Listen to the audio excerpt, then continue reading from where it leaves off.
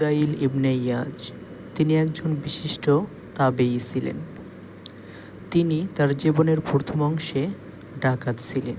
তিনি মানুষের বাড়ি বাড়ি ডাকাতি করত। এমনই একদিন তিনি এক ব্যক্তির বাড়িতে ডাকাতে যান।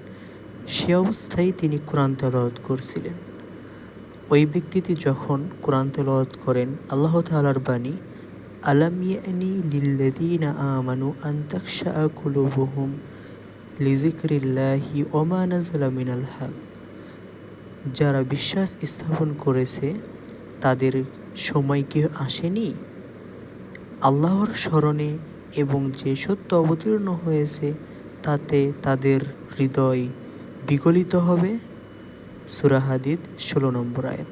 যখন তিনি এই আয়াত শোনেন তখন তিনি বলেন, হ্যাঁ, সময় এসেছে, আল্লাহ তাআলাকে ভয় করার সময় এসেছে, হৃদয় বিগলিত হওয়ার সময় এসেছে। তারপর থেকে তিনি ডাকাতি ছেড়ে দেন এবং ভালো মানুষ হয়ে যান।